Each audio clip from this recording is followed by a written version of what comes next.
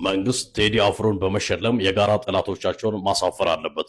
ሰላም ደጉሎ ነኝ። በዚህ ሐሳብ የምትስማሙ ሁላችሁም ቪዲዮን ደጋግማችሁ ኮፒ ሊንክ፣ ሼር፣ ሪፖስት እንድታደርጉልኝ በማክበር እጠይቃለሁ። እንግዲህ በመጀመሪያ ደረጃ ቴዲ አፍሮ በሙዚቃው ኦፊሻሊ ብልጽግና ወይም ደግሞ ገዢ መንግስት ብሎ አንድም ቦታ አልተናገረም። መንግስትም ኦፊሻሊ ቴዲ አፍሮ ካወጣቸው ሙዚቃዎች ይሄ ለኔ ነው የተነገረኝ ብሎ ያወጣው መግለጫም የተናገረበትም አጋጣሚ የለም። ነገር ግን ይህ ሳይኖር በሁለቱም በኩል በቴዲ አፍሮ ጎንም የተሰለፉ አስመስሎ በሚሊዮን የሚቆጠሩ የቴዲ አፍሮ አድናቂዎችን ከመንግስት ጋር ለማቃቀር ከመንግስት ጎን የተሰለፉ አስመስለው መንግስት ለዚህ ዓላማ ያልቀጠራቸው ያልወከላቸው ነገር ግን የመንግስት ወኪል ነን ብሎ ቴዲ አፍሮን ለማሸማቀቅ የሚሞክሩ በተለይም እነ ፈዲላ ባየና ካሳ የተባሉ ግለሰቦች እያደረጉ ያሉ ነገሮችን መንግስት በዝምታ በማለፍ በተለይም ደግሞ ሐሳብን በነፃነት የመግለጽ መብትን እንደሚያከብርና ከዚህ ጋር በተያያዘ መንግስት በጀት መድቦ ተቃዋሚ ፓርቲ አደራጅቶ ተቃወሙኝ ተቹኝ እያለ ባለበት ሁኔታ በሁለቱም ጎን የተሰለፉ ጽንፈኛና ወዳደር ግለሰቦችን ሳያዳምጥ ይልቅ ቴዲ ለሰራው ስራ በዓለም መድረክ ኢትዮጵያን በማስጠራቱና የተለያዩ የዓለም ክብረ ወሰኖችን በማሻሻሉ ተገቢውን እውቅናና ሽልማት ሊሰጠው ይገባል ብዬ አምናለሁ። ይህንንም በማድረግ በቴዲ አፍሮ ጎን የተሰለፉ ጽንፈኞችንም በመንግስት በኩል የተሰለፉ ወዳደሮችንም ማሳፈር አለበት ብዬ አምናለሁ። አመሰግናለሁ። የቴዲ አፍሮ ሙዚቃ ጽድቅ ነው። የቴዲ አፍሮ ሙዚቃና መጽሐፍ ቅዱስ ምን ያህል እንደሚገናኝ ላሳያችሁ። ለምሳሌ ስለ ዘረኝነት ገላትያ 3:28 አይሁዳዊ ወይም ግሪካዊ ሰው የለም፣ ባሪያ ወይም ጨዋ ሰው የለም፣ ወንድም ሴትም ሁላችሁ በክርስቶስ ኢየሱስ አንድ ናችሁ ይላል። ቴዲ ደግሞ እንዲህ ይላል፣ ከሀገርም ይሰፋል ያ የፍቅር ገዳም፣ መጠሪያው ሰው እንጂ ዘር አይደለም አዳም። ስለ ይቅርታ ማቴዎስ 6:14 ለሰዎች ኃጢአታቸውን ይቅር ብትሉ በሰማይ ያለው አባታችሁ ይቅር ይላችኋል፣ እናንተ ግን ይቅር ባትሉ የሰማይ አባታችሁ ይቅር አይላችሁም ይላል።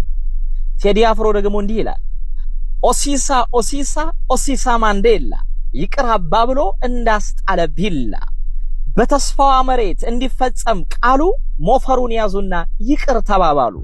ቂም በቀል ክፉ ነው ከአምላክ ያለያያል፣ ተዋዶ መትጋት ግን ቅጣት ያስተሰርያል ይላል።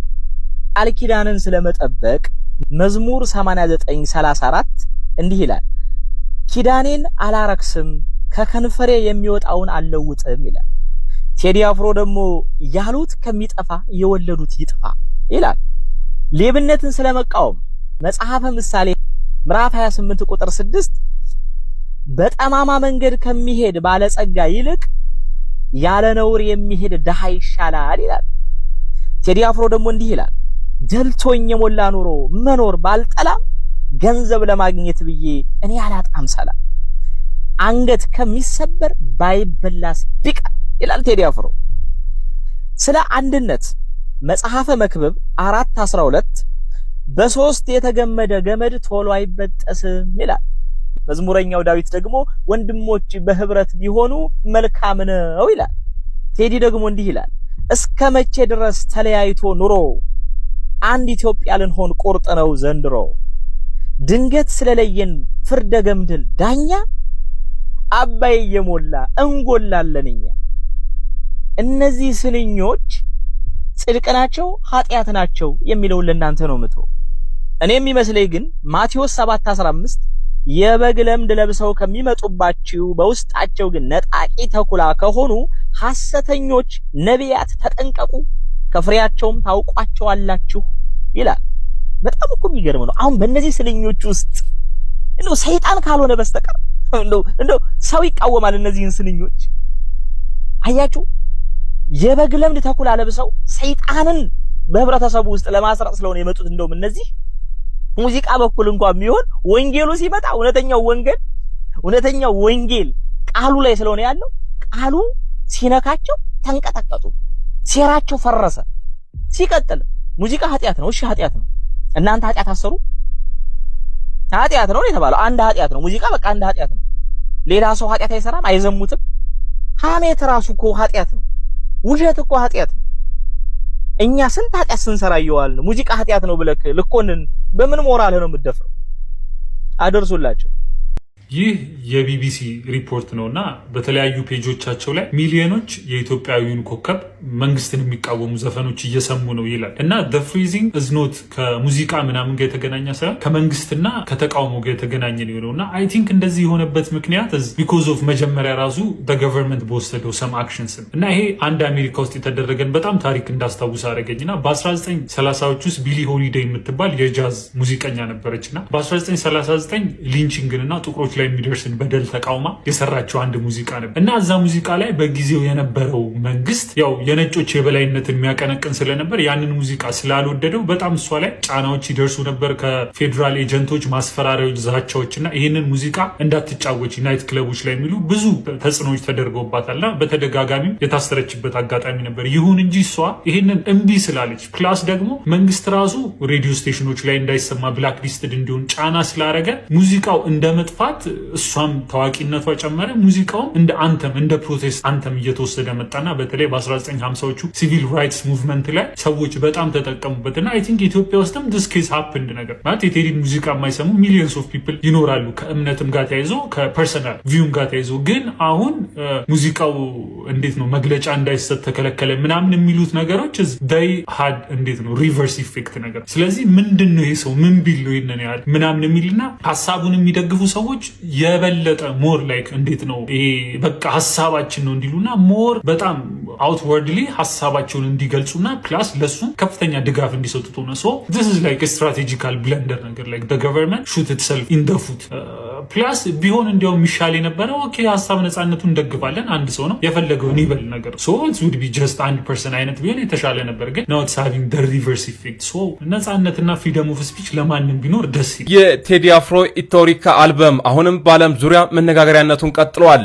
የአሜሪካ ከፍተኛ ባለስልጣናት ደግሞ የቴዲ አፍሮ ሙዚቃ እንዲያዳምጡ ለተከታዮቻቸው ጥሪ ማቅረባቸውን የተሰማው አሜሪካዊ ዲፕሎማት አምባሳደር ቲቦር ኔጌ የኢትዮጵያ ዝነኛ አቀንቃኝ ቴዲ አፍሮ ሙዚቃ እንዲያዳምጡ ለተከታዮቻቸው ጥሪ ማቅረባቸው እንደምትመለከቱ ተመልክተናል ይህ በማህበራዊ ሚዲያ ኤክስ ገጻቸው ላይ በጻፉት መልእክት ሙዚቀኞች ከጋዜጠኞችና ከባለሙያዎች ይልቅ እውነትን ለመናገር ከፍተኛ ተጽዕኖ እንዳላቸው ጠቁመዋል ወደዱትም ጠሉትም ቴዲ አፍሮ በኢትዮጵያ ፖለቲካ ውስጥ እንደ ችግር የሚመለከታቸውን ጉዳዮች በዘፈን ለመግለጽ ያሳየው ዝግጁነትና ድፍረት አድናቆት ይገባዋል ስሙት ብለዋል ተጨማሪ መረጃ ፎሎ ማድረጋችሁ እንዳይረሱ ቴዲ አፍሮ የቤተክርስቲያን ችግር ሆኖ አያውቅም ባይዘው ልንገር የወንጌላን አብያተ ክርስቲያናት ችግር ሆኖ አያውቅም ሐሰተኛ ነቢያቶቹ ችግር የሆኑትን ያህል እነ ቴዲ አፍሮ እነዚህ ዘፋኞች ሆነዋል እንዴ አሉን ቴዲ እነዚህ ሰዎች እንመለስ ወደ ወንጌል ቢሉ የዘረፉትን ጠቅላላ ማለት ነው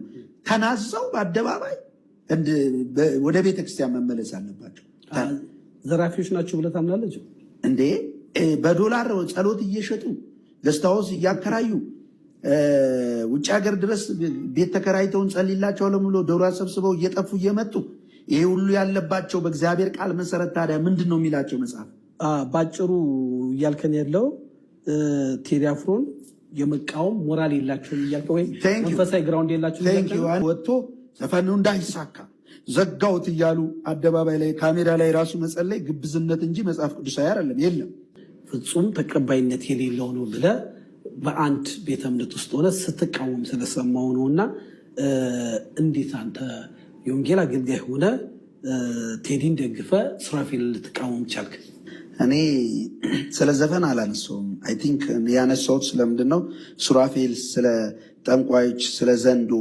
የኢትዮጵያ ዘንዶ ምናምን ዘንዶ ስሊንጫጫሉ ዘንዶ ምንጫጫት ህዝቡ ዘንዶ ሲያበዛ ሰውየው ምድሪቱን ሁሉ ዘንዶ በዘንዶ ስላደረጋት እና ሱራፌል ዘንዶ የሚልበት ምክንያትን ያንን ከመጽሐፍ ቅዱስ አንፃር ነው የተናገርኩትና እንዲሁም ከጠየቀኝ ስለ ዘፈን ያልሰራውም ነበር ቪዲዮ ቴዲ አፍሮ ላይ ደግሞ ዘፈናቸውን ዘጋው እንደዚህ ሆነ በሐሙስ የሚወጣ እያለ የተናገረው ነገር እንዳለ ተመልክቻለሁ በተወሰነ መልኩ ወይል እንግዲህ እኔ ሱራፌል ላይ ጥያቄ እኔ አሁን ባሁን ሰዓት በዓለም ውስጥ ያሉ ዓለማያነታቸውን አምነውበት በዘፈን ዓለም ያሉ ሰዎችን ማውራት አይደለም የኔ ተልእኮም አጀንዳዬም ለነሱ ወንጌል ነው የምሰብክላቸው ነገር ግን ለኢትዮጵያ ወንጌላውያን አማኞች ቤተክርስቲያን የመነቀፍና የመውደቅ ምክንያት እየሆኑ ያሉ ነብይ ነን ብለው እግዚአብሔር ከኛ ጋር ነው ብለው ወጥተው አየሩን የሚይዙ ሰዎች ነው እንደ ሱራፌል አይነቱ ማለት ነው ለምሳሌ ሱራፌል የሰራሁት ቪዲዮ አይተው ከሆነ አላውቅም።